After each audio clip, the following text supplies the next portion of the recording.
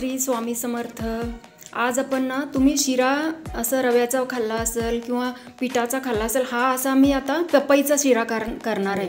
हा असा ना कसं आहे हेल्दी आणि जे शुगर पेशंट असतात त्यांच्यासाठी आणि कमी साखर घालून केलेला हा एकदम चवीला छान लागणारा असा हा शिरा। त्याच्यासाठी मी काय केलेले आहे, पपई घेतलेली आहे चिरून कट करून, त्याच्यात 1 वाटी रवा घेतला आणि थोडीशीच त्याच्यात निम्मीपेक्षा पण कमी साखर घेतलेली, 4 ते 5 चमचे साखर घेतलेली, वेलची पावडर घेतलेली आणि ड्रायफ्रूट्स आपल्या सजावटीसाठी ड्रायफ्रूट्स घेतलेले।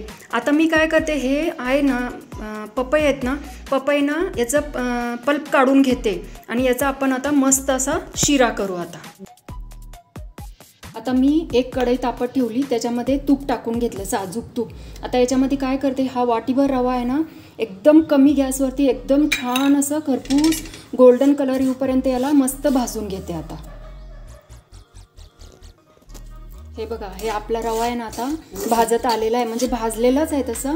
म्हणजे मला एवढा 1 वाटीभर रवा भाजायला मला 10 मिनटं लागले याला। म्हणजे कमी गॅसवर जर रवा आपण चांगला जर भाजला तर शिरा छान होतो। आणि हा ना मी 0 नंबरचा रवा घेतलेला आहे, त्याच्यामुळे आपला शिरा आहे ना एकदम छान होतो, एकदम मस्त होतो। आता हा आपला रवा भाजलेला आहे, आता भाजून तयार आहे। मी ड्रायफ्रूट्स काय केले, थोडेसे हे रवा भाजतानाच टाकून घेतले, म्हणजे क्रंची खूप छान लागतं ड्रायफ्रूट्स, त्याच्यामुळे ड्रायफ्रूट्स टाकले।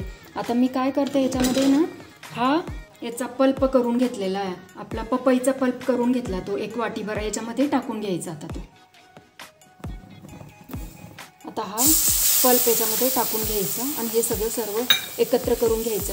आणि याच्यामध्ये पाणी ना, आपण याच्यामध्ये पाणी टाकतो शिऱ्यामध्ये, जर जेवढं लागल तुम्हाला जर गरज वाटली तरच पाणी टाकायचं, नाही तर टाकायचं नाही। मी ना थोडंसं याच्यामध्ये गरम पाणी टाकून घेतलं आहे, थोडंसं मला गरज वाटली म्हणून, नाही तर पाणी टाकायची काहीच गरज वाटत नाही, काहीच नाही याच्यामध्ये। आता मी याच्यामध्ये काय केलं, ते पल्प टाकून घेतलं 1 वाटीभर रवा टाकला आणि ह्या अर्धी वाटी, म्हणजे एकदम छोटी वाटीनी ना, ही वाटी आहे याच्याने साखर टाकून घेते, एकदम कमी साखरेत। म्हणजे पपईलाच इतका गोडवा राहतो, त्याच्यामुळे हा शिरा गोड होतो, त्याच्यामुळे आपण साखर टाकलेली। आणि थोडंसं मी या वाटीनी, छोट्या वाटीनीच अर्धी वाटी पाणी टाकून घेतलं। आता हे साखर टाकलं, वेलची पूड टाकून घेते आणि हे सर्व साहित्य एकत्र करून घेऊन याला एक वाफ आणून घेते। आता हे बघा, हा आपला शिरा आहे ना तयार आहे। आता मी याला एक वाफ काढून घेतली मस्त अशी। आता मी हे काढून घेते डिशमध्ये। आता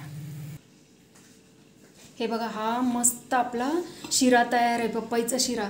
तुम्ही कधी करून बघितला नसेल असा हा पपईचा शिरा, एकदम कमी साहित्यात आणि साखर कमी। जे लोक हेल्थ कॉन्शियस आहेत, ज्यांना कमी साखर खायची आहेत, आणि आपला पपई आधीच गोड असते त्याच्यामुळे कमी साखर घातलेली मी थोडीशीच, एकदम त्याच्यामध्ये हा शिरा झालेला, चवीला एकदम अप्रतिम लागणारा असा हा पपईचा शिरा। आणि तुम्ही बघा, कलर पण किती सुंदर आलेला आहे याला, एकदम ओरिजिनल पपईचा कलर आलेला आहे।